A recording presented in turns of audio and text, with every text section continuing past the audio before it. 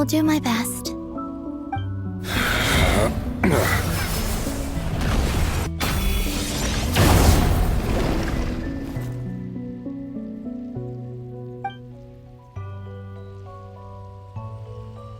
There. The Abyss will no longer stand in your way. Even though Mr. Dainsleif felt he had to fight you, I think he still regarded... Dane? Even though Mr. Dainsleif felt he had to fight you, I think he still regarded you as a friend. There. The Abyss will no longer stand in your way. He said that you betrayed him, but he also felt great remorse at never having understood what you were truly going through.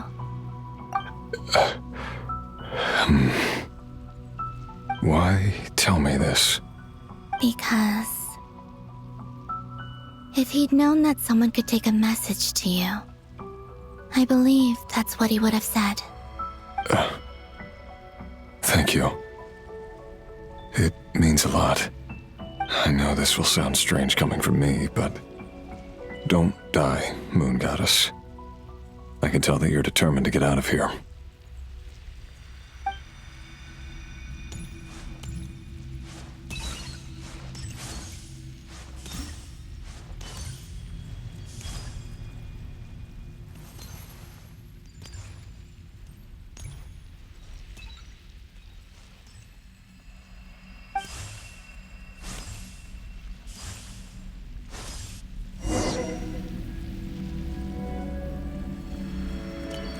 He kept his word. The Abyss is no longer obstructing my path.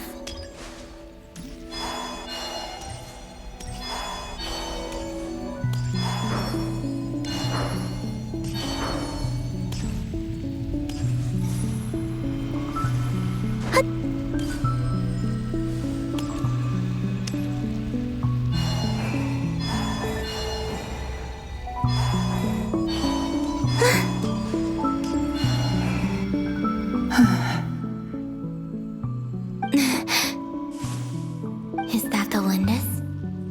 She wasn't far off at all. And yet, they can never meet.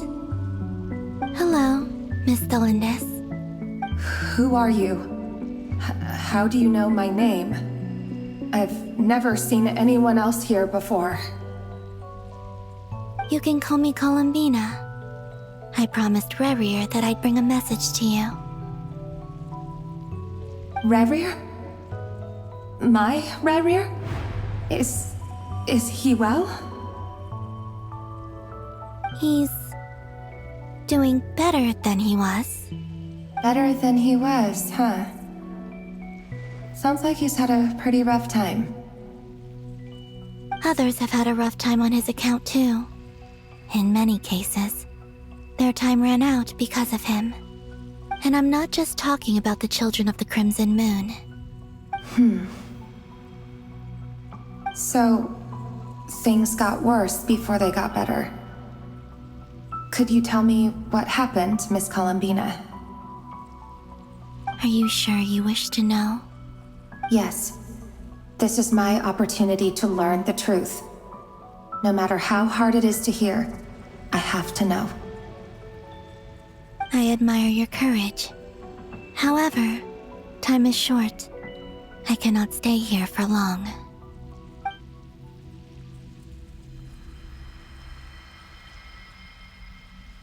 Rerir had seeds of hatred in his heart, and many people nursed them for their own ends. On some level, everything he did was to try and find a way to see you again. But in the end, he came to regret his mistakes. He wanted to apologize for hiding his past from you. Beyond that, he did not say specifically what it was he wished to convey to you, but I'm sure that you've always been on his mind. You are what has kept him going over all these years.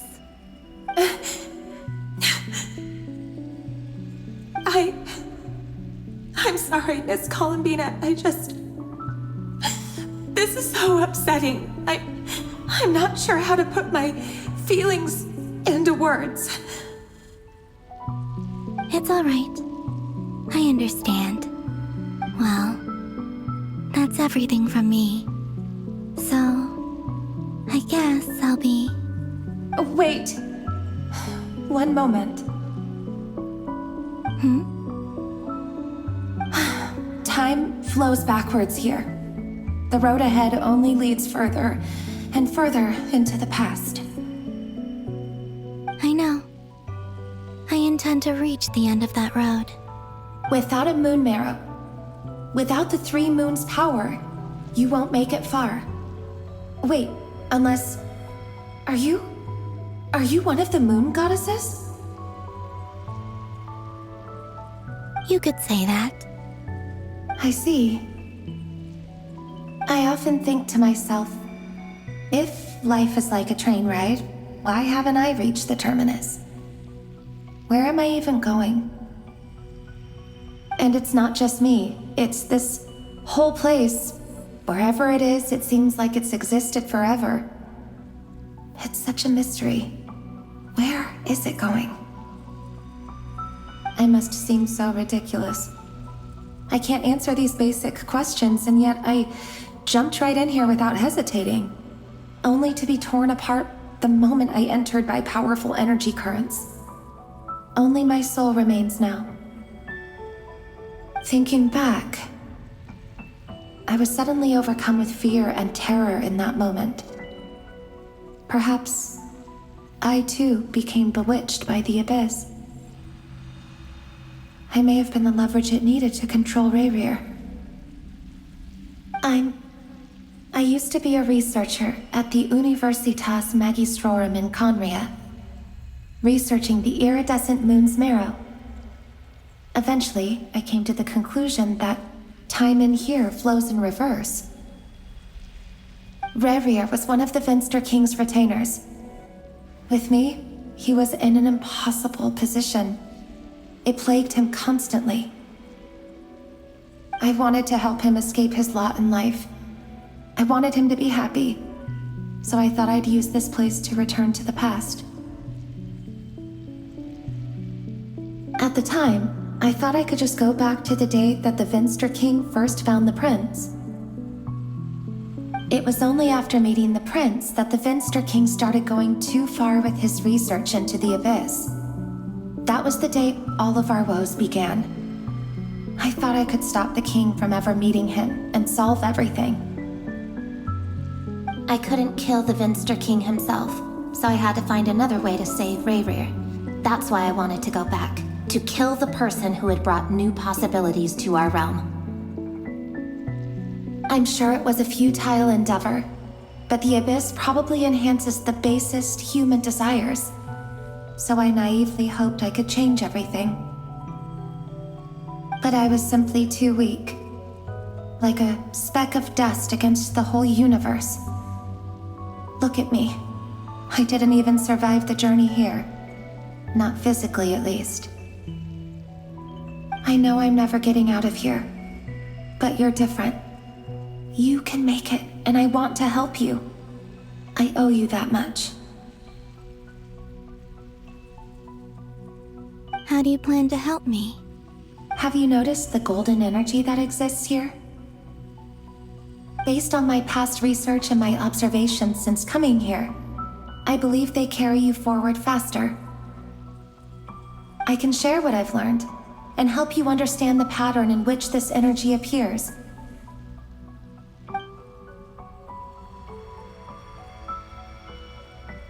I think you just might... Now, I know you will be able to change the past. Also, I've been speculating about where this space ends. The documentation was scanned, but from what I know of the legends about the moons, the oldest ones seem to begin with Nibelung, king of dragonkind. I have no way of verifying any of it by this point, but if it's true, you might be able to reach that era if you keep walking. Understood.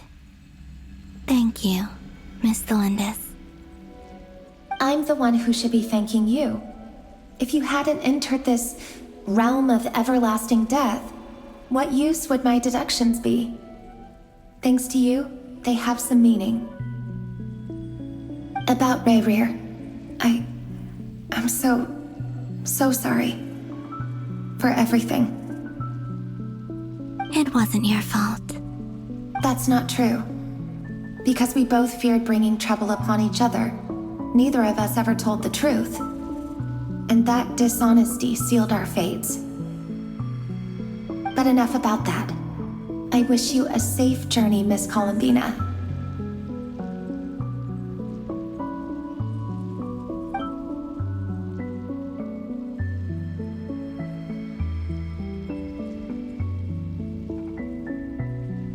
And may the outside world never have to experience pain like this again.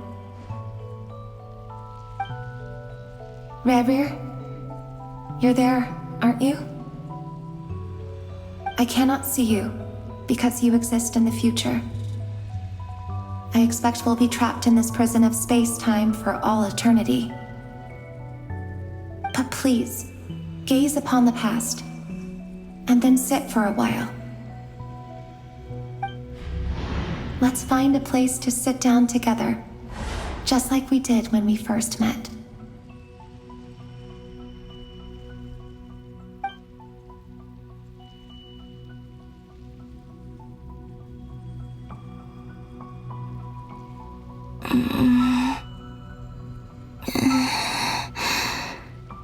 How long have I been walking?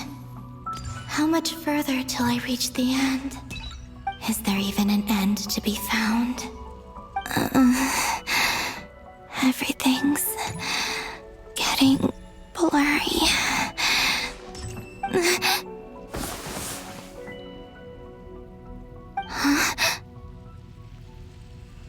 Are you all right, little sister? Have you come from the distant future?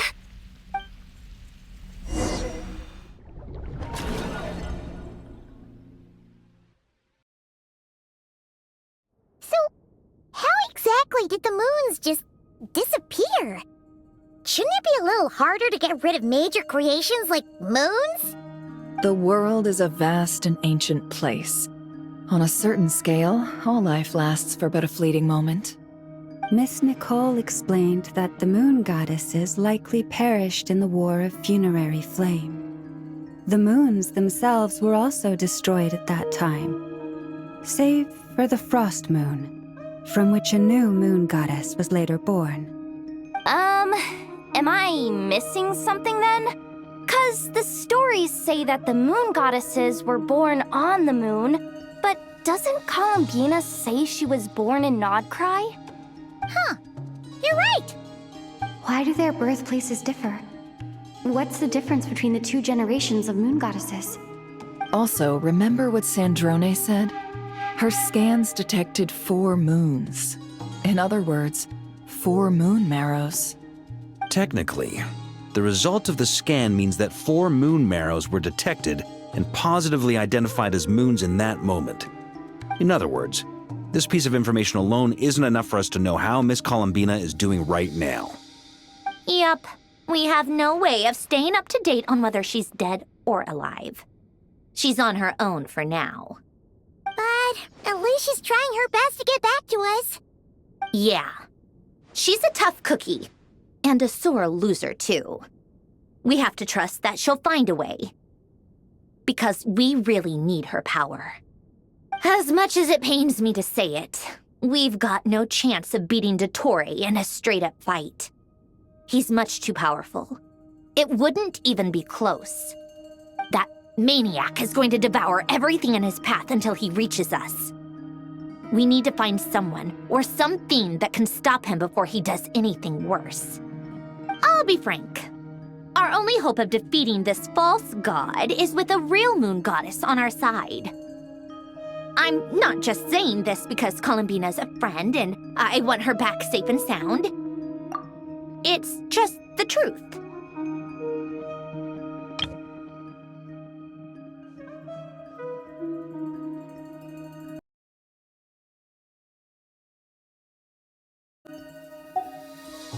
And I know that even she was no match for him when he attacked, but I don't have a better solution. We're not giving up on saving her, whether she can defeat Dottore or not. Right. Don't worry, Miss Sandrone. We're all aligned on saving Columbina. No one's trying to argue that we can only justify saving our friend because it will help save the world. This is about multitasking. We want to save both. So, she's more than just a moon goddess to you guys? Absolutely. Duh! She's part of the gang! And you are too, you know. Yes, I know. You don't need to labor the point. I knew that the moment I came running over with my documents that I was part of the in-group. I mean, if Arlecchino can fit in, I certainly can. Anyway, as for how we get Columbina back, I've been working on it constantly. But I think I'm still lacking certain information about the moon. I'd probably get there if I could continue my calculations, but the problem is, I've run out of computing power. Computing power? You mean you need more energy? No, the issue isn't energy, it's processing power. There's so much data to get through that the whole process has just ground to a halt. That's a tricky problem. René de Petrichor of the Nazissenkreuz Ordo once foretold the fate of the world. But I don't know how he did it. My guess is that he used the primordial sea's power. However, that won't work for me. His methodology was vastly different from my own. What's worse, they're incompatible. And to top it all off, we can't even leave Nodcry. Ugh, this is so annoying. If I'd known we'd run into a bottleneck like this. Well, no, the design bureau's a bust as well. Curse that Dottore! Couldn't have made this harder for me if he tried. Oh, what do we do then? How about we grab a bite to eat and take a break? Maybe something will come to mind after you've cleared your head. You don't get it, do you? I'm trying to calculate the fate of an entire world here. And I need accurate results, not big prophecies.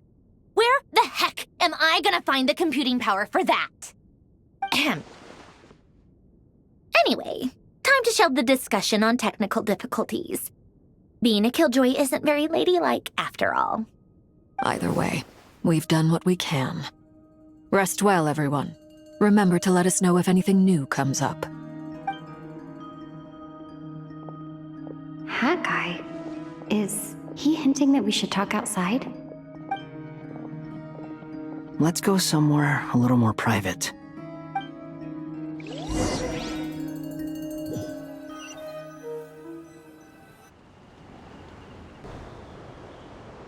You know that Dory went back to Sumeru, right?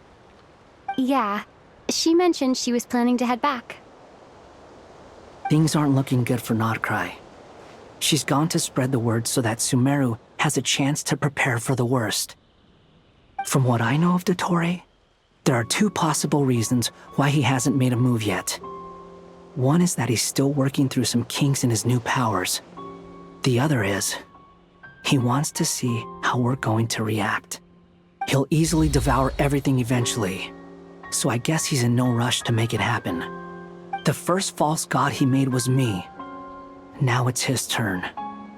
Even though my records were erased from Irminsul, Dottore's ideas haven't changed one bit. He once told me that becoming a god was like turning yourself into a hungry wolf or giant serpent to devour the moon. Clearly, he began studying the moon goddess's powers long before he even tried making a god. He's always wanted to get his greedy hands on divine authority one way or another. And in the end, he devoured the moon where I failed. In the desert of Sumeru, there is a chessboard built by King Deshret, also known as Al-Ahmar. I don't know if it was a real game, or if he was just trying to challenge his servants and citizens in some way. But creating games and setting rules, gods do that as a matter of course. That's the kind of power Dottore craves. Now he has the Trilunar Authority. His power is leagues beyond the common people. I don't think there's any point in other nations rushing to the front line. They're better off focusing on defense and hoping they can fend off any threats that spill out from Nodcry.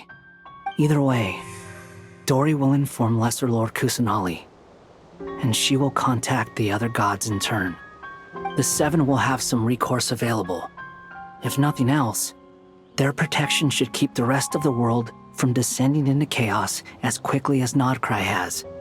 So on the bright side, even if Nodcry is doomed, your friends in other nations won't be in any immediate peril. That's good to know. But I'm not ready to give up on Nodcry yet. There's a word for people who refuse to let anything go. It's called being greedy. Maybe it sounds greedy to you, and probably naive too. But whatever you call it, that's what gives me the determination to keep fighting. Battles are fleeting, but the will to fight is a long-term commitment. Give up for even a moment, and your resolve will shatter.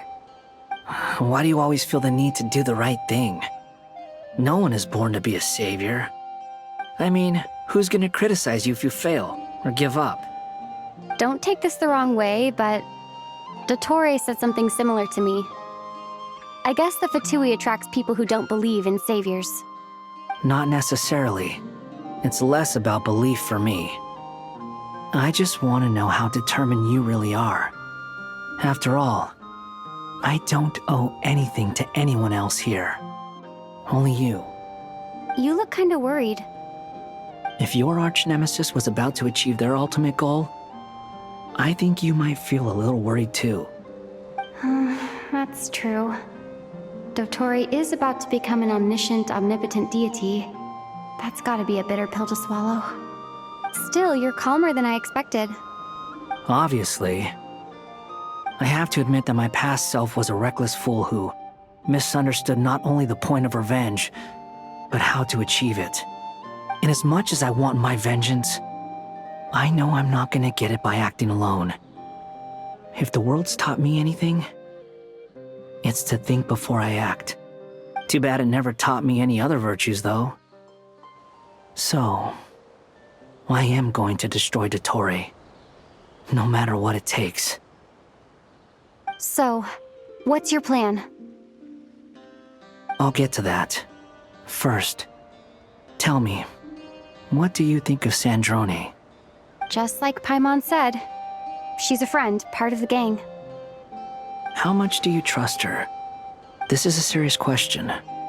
Think carefully before you answer. Although she's with the Fatui, she has her own values and she's helped us a lot. If nothing else, she's clearly going the extra mile for Columbina. I see no reason not to trust her. If you say so. In that case, the three of us need to talk. I have some thoughts about her computing problem. It can be solved, but it will come with a cost.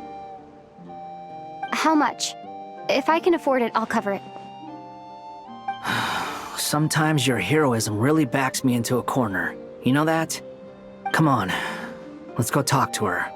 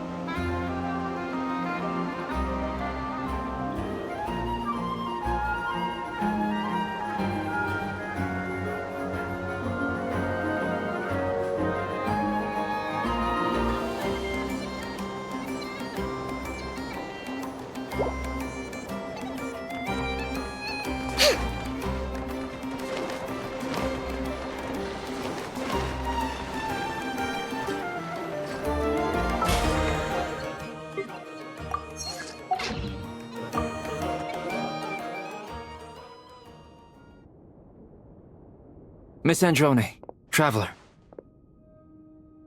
Hey there. Paimon's here too! She was just helping them sort through their things. How did your chat go? That was fast. The call only just ended. Well, you said it was urgent, so we got here as quickly as we could. Albedo, I have some alchemy questions for you. I see. Looks like my knowledge proved useful after all.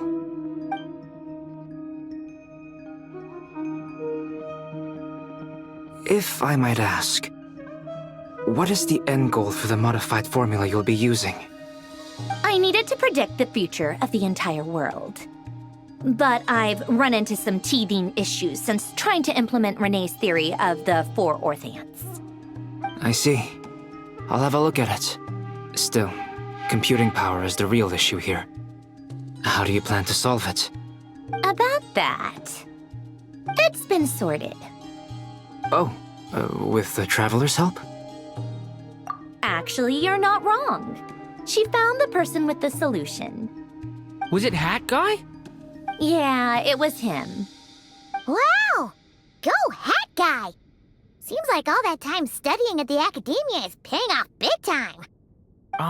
But where is he? Wasn't he the one who asked Albedo and I to come here? Come with me.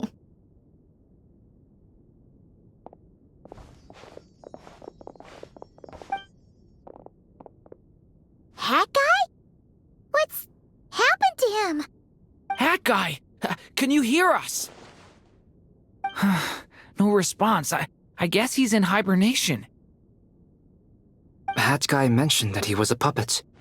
It seems that his functions are currently shut down. I presume this has something to do with the solution to your computing problem. That's right. He and the Traveler came to see me. Wait, what? You have a solution? Would you calm down? Why do you always react so hysterically to everything?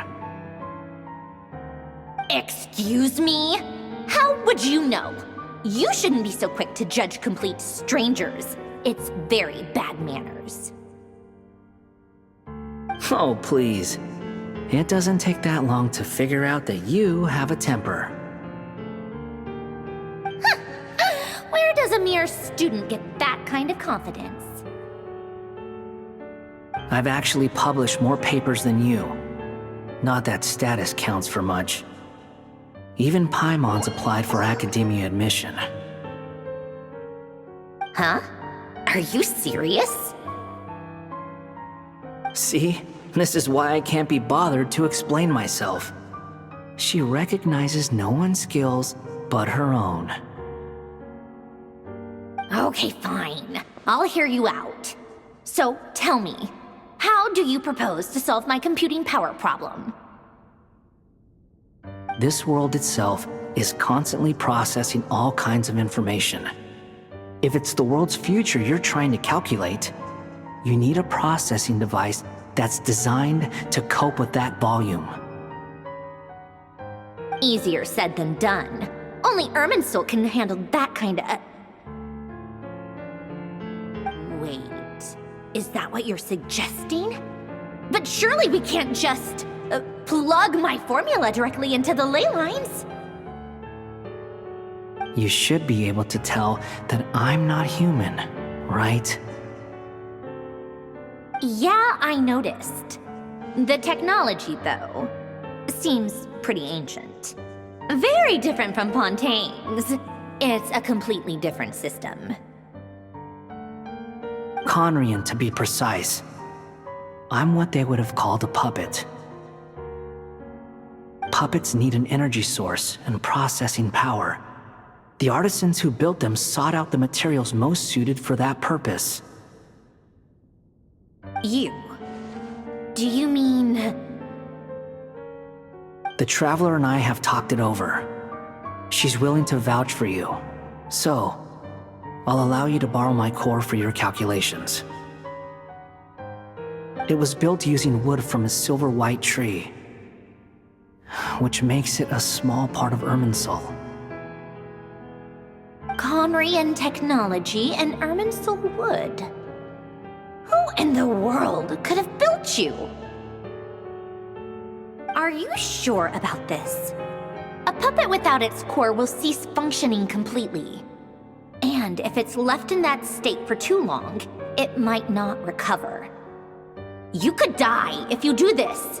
You do realize that, don't you? I can put 2 and 2 together, yes. No need to rub it in. I won't lie to you. This has never been done before. I cannot guarantee your safety. Doesn't matter. I'm prepared for the worst. Did you two actually talk this through? Is he... Are we really considering this? Yes, we discussed it. The bottom line is, he trusts me and I trust you. Let's give it a shot, shall we? Honestly, I have no clue where this kid even came from. But for whatever reason, he lent me his core to use in my formula. I'm very close to finishing my calculations now, and the core is currently in use. So I'm sorry, but I can only show you a sketch right now. This is what the core looks like. A silver white branch. It certainly matches the legends told about Irminsul. Is Hat Guy gonna be okay? He's not gonna die, right? Right? In theory, he should be fine. As long as we put his core back in time. Beyond that, all I can say is that I'll try my best to avoid risk and make sure the core doesn't sustain any damage. I think I know why you called us here now. Someone needs to watch over his body and make sure it's protected until the process completes. Correct. He said that the only ones he trusts here are you two, and the Traveler. And the Traveler will have other work to do. He will have our undivided attention. Aww, Hat Guy. On a more positive note, things are progressing steadily on my end. I'll call everyone in for a meeting once the results are out.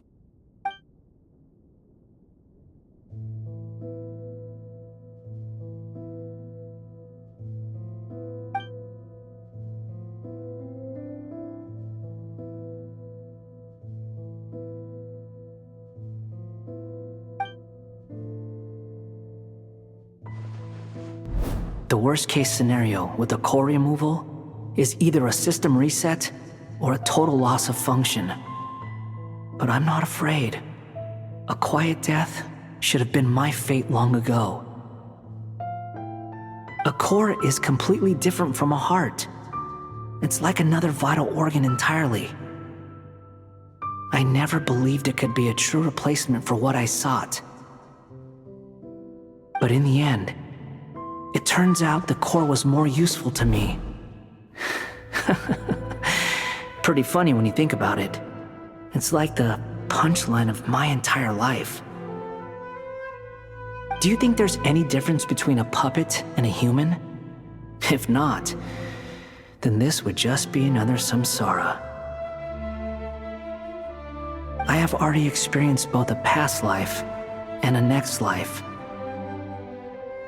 Part of me wonders whether I'm only capable of making this decision because I've become a real human. What's with that expression? Isn't this a good thing? Sandrone will succeed, won't she? She has to. She will. We all have to persevere until this is over. That's right. And I'll protect you all until a moment of victory arrives.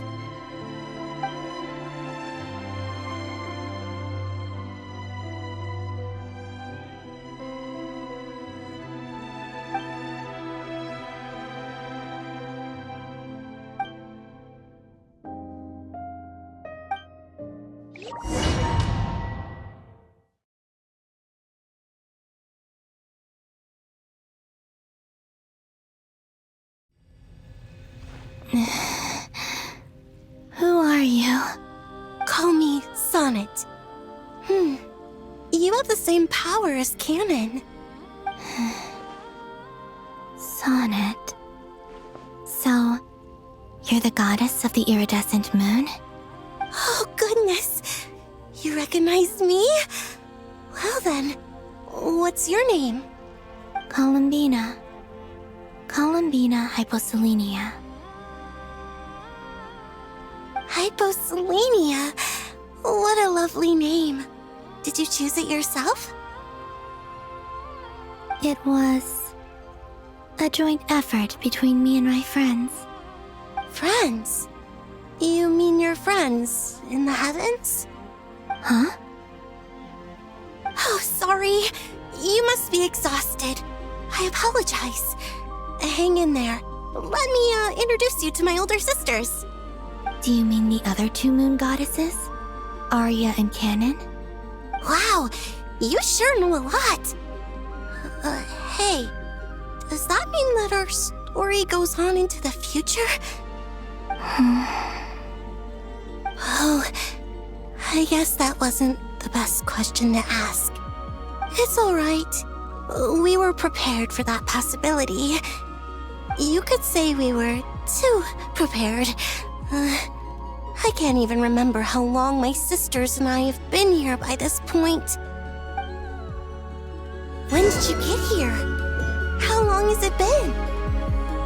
I can't say for sure, but it feels like it's been forever. I see. Are you feeling alright? You look a little unwell. I can hold out a while longer.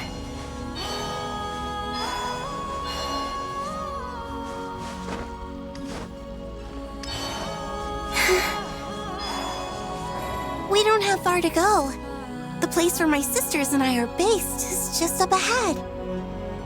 Don't worry, they're both really nice. I'll introduce you.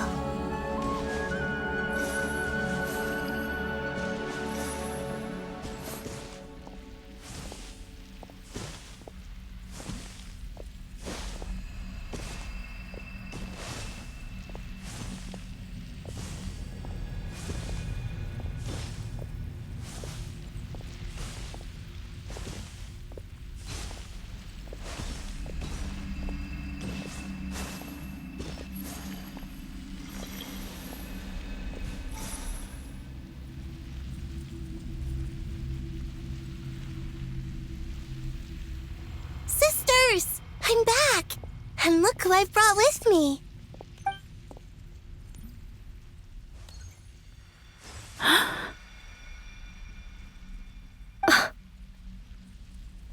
It's our lovely little sister, born in the far future. The pleasure is all mine.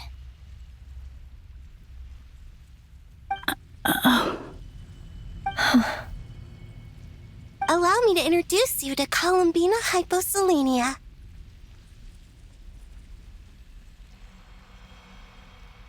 This is Arya, the goddess of the eternal moon.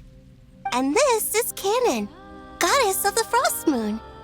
Canon, don't you think Hyposelenia's power is similar to yours? Hello, Columbina. I apologize for our startled reaction just now. And please, forgive our little sister if she's been annoying you. She tends to talk a lot. It's fine. You seem shy. Don't worry, Columbina Hyposelenia. No one can hurt you here.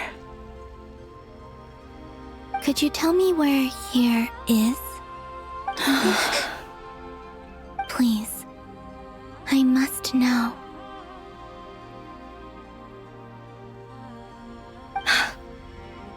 My dear sister, this is where Tevat's original ruler, the Dragon King Nibelung, imprisoned the moon goddesses. What? You're scaring her, Canon. No, I'm fine. Please, continue. Nibelung, our original master, created us in the distant past to maintain Tevat. But he left this world and traveled into the dark universe beyond, to explore worlds vaster still. Day and night, we fulfilled our duty in the heavens. until the day that the first descender arrived. The great ruler of the firmament. The heavenly principles.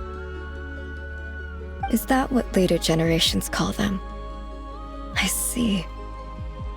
But we did not reject them at first, nor did they seem to harbor ill intent towards this world.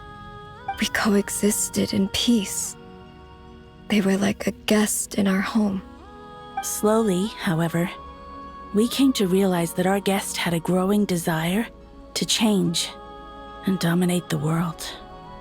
And you didn't stop it? No. There was an order to the rules they set up that Nibelung never taught us. We wanted to know if this order would bode good or ill for Teyvat.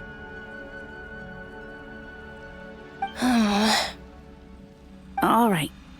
Canon and I wanted to know. Sonnet was against it from the outset.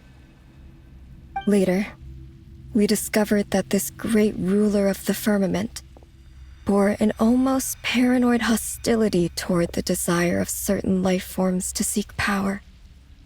Or perhaps they feared them. They would even cast down celestial nails as manifestations of their power, to punish the civilizations of the world below. Only this was far beyond mere punishment. Right. Their rules brought order, but the price people paid for merely testing the limits of those rules was far too great. I did everything in my power to help the punished escape catastrophe, but still, too many lives were lost. The ancestors of the Frostmoon Scions were some of the ones you helped.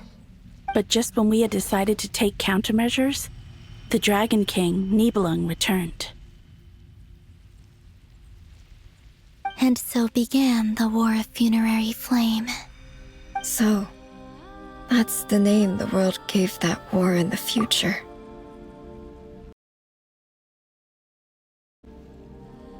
Well, who won in the end? As far as I know, the Heavenly Principles won, although it came at a great cost. They remained in Teyvat, where they continue to rule to this day. And the world's original master, the Dragon King Nibelung, was destroyed.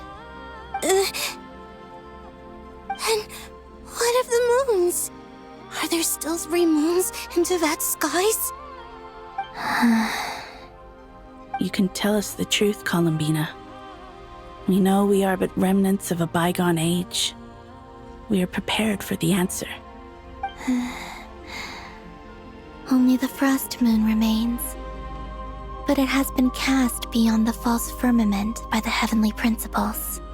The eternal and iridescent moons were both shattered during the war. So death finally came for us in the end. Sonnet. But you're still here, aren't you? A moon goddess cannot live without her moon, Columbina. She's right. That's why I began to disappear. Because the Frost Moon is cut off by the false sky. How much worse it would have been if it were outright destroyed. Our souls may endure within this lunar palace, but if our moons are destroyed, then we shall disappear the moment we depart from it. I'm sorry. There's no need to apologize to us, dear sister. If anything, we owe the world an apology.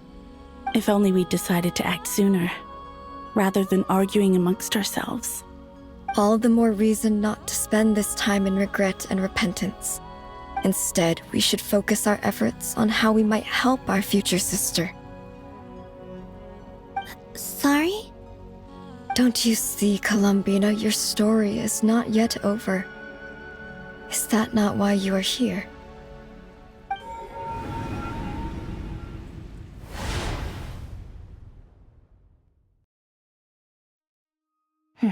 It's done. Initiate numerological array. Continue running primary process. Calculate the world's fate through extrapolation. And identify nodes of potential change. Secondary process. scan for moons. Still 4. The number of moon marrows hasn't changed. Wait, let me think. Is it possible that there's something I've been misunderstanding about the moons all along? Variables. Variables in the world. I know where potential variables within the world come from. So what about the moons? Are there any variables there? Like their life or death, for instance. What if being alive or dead makes no difference to a moon? But that's so strange. Even immortal gods can die. Why would the moons alone be? Wait! I've got it! If alive or dead is considered a variable, we might have had this wrong the whole time. No one ever said that a moon marrow equals a living moon. We just made that assumption ourselves. Initiate secondary process. Scan again. This time filtering out interfering perimeter, moon marrow. I don't care if they're natural or artificial. Get them out of my search results! Why? It says 3 moons still exist in Teyvat, even after excluding the moon marrows. But we know for a fact that 2 of them are dead. Redo the scan. Narrow the results to living moons and real moons. No, scrap that. Narrow it down to moons that have lunar authority and remain alive.